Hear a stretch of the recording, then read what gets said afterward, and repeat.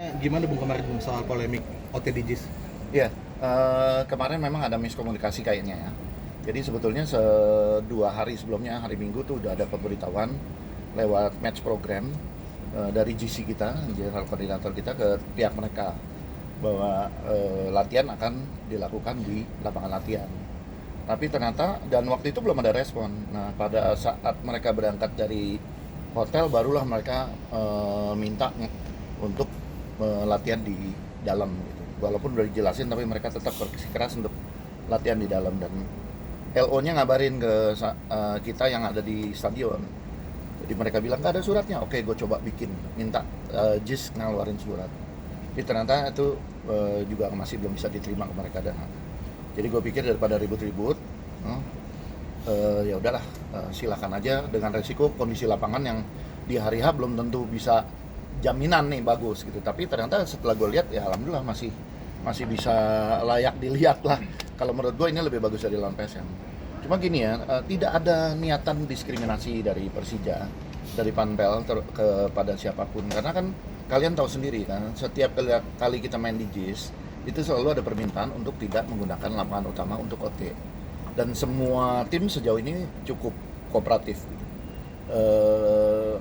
Dan dari Persijanya sendiri juga nggak menggunakan lapangan utama untuk OT. Nah, mungkin mereka merasa ada miskomunikasi ya, terus akhirnya mereka ngotot, ya udah saya kasih. Dan ini mungkin jadi tim Borneo nih boleh dibilang tim pertama nih yang OT di dalam gitu. Nah, setelah itu ya Persija juga bilang kalau memang tim tamu boleh, kita juga boleh dong Bung. Ya udah, kita persilakan aja mereka untuk masuk juga di lapangan latihan, di lapangan utama. Sejauh ini udah ada komunikasi langsung dengan manajer atau pihak dari Borneo? Setelah kejadian, gue ada di lapangan.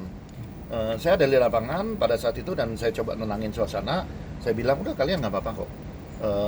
Pada saat saya datang waktu itu, alhamdulillah agak redam. Cuman memang pelatihnya yang masih berkeras. Tapi saya bilang udah kok, kalian udah boleh kok pakai lapangan ini. Biar ini jadi komunikasi gue sama pihak JIS, pengelola JIS gitu. Bung, tapi kemarin manajer Borneo statementnya, narasinya udah melebar kemana-mana dan cukup keras Bung. Tanggapan Bung seperti apa? Ya gini ya, ini pekan ke-24. Ini pekan ke-24. Jadi dari 18 klub yang punya ambisi masing-masing, makin kesini makin mengerucut. Hanya beberapa klub yang punya peluang untuk bertahan di papan atas, bahkan berpeluang untuk ngeraih juara. Nah, kondisi ini pasti akan bikin tegang. Pasti akan bikin tegang. Ada tekanan dari sana sini, entah dari supporter, entah dari direksi atau owner gitu kan, terhadap tim masing-masing. Jadi sebetulnya saya berharap semua tim bisa menunjukkan kalau mereka memang pantas di papan atas dan bisa lebih menahan diri, termasuk ke tim Persija. Tim saya sendiri, saya juga berharap bisa menahan diri untuk tidak terlalu mengumbar emosi yang akhirnya berujung bisa yang di tribun ikut-ikut panas gitu. Jadi mudah-mudahan sih ini udah sempat bicara juga ke Persija dan ke Jackmania juga udah sempat bicara, udah jelasin, bahkan ke supporter Borneo pun Bang Adu, saya langsung telepon jelasin kondisinya, dan Bang Adu alhamdulillah beliau juga maklumin gitu kondisinya dan bisa menerima gitu. Jadi kebetulan Borneo itu datang supporternya mungkin yang berkoordinasi kita hanya sekitar 20 orang. Tapi dari 20 orang ini mereka dijamu sama teman-teman Jackmania Kurva North Persija dan mereka ngumpul bareng. Ya, keharmonisan ini mudah-mudahan tetap bisa berlanjut. Gak ada masalah apa-apa gitu. Bung, tapi dalam rilis Persija tadi, Persija mengakui bahwa ada keterlambatan pengiriman surat resmi terhadap Borneo FC. Nah, kedepannya Bung, ini treatment terhadap tim lawan, apakah tim lawan akan tetap bisa untuk OT di JIS atau di stadion yang Persija pilih atau gimana? Ya, yang pertama keterlambatan itu saya minta maaf. Itu memang keteledoran saya dalam mengawasi ini. Saya pikir ini sudah berjalan seperti biasa dan tidak pernah ngalamin kendala kayak gini. Tapi ini menjadi pelajaran buat kita.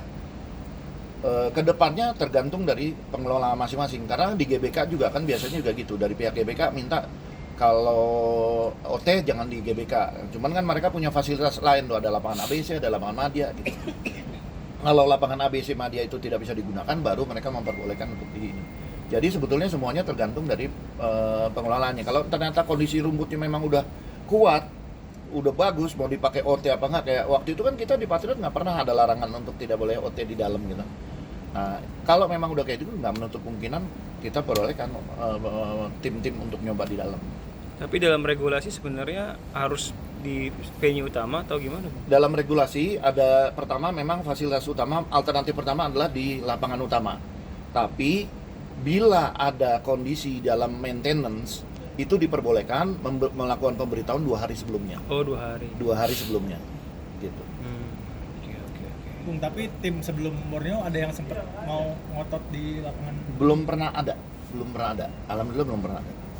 Bung, Tapi bukan berarti saya menganggap Borneo ini salah ya, enggak. Borneo kan cuma menuntut haknya aja. Jadi nggak apa-apa. Makanya saya bilang ini miskomunikasi dari pihak kita juga mungkin kalau lambat mengeluarkan suratnya, tapi sebetulnya komunikasi secara lisan udah dilakukan. Menyayangkan nggak sih Bung kondisi seperti ini malah jadi bikin gaduh terutama di media sosial Bung? Gimana ya sekarang zaman ini sih zaman medsos yang ini, saya cuma mengharapkan ini aja, zamannya nggak usah terprovokasi, zamannya nggak usah terlalu emosi, fokus untuk pertandingan, ngasih dukungan ke Persija insya Allah amin dapat 3 poin, itu pertandingan jalan lancar dan persahabatan tetap jalan terus, itu aja sebenarnya.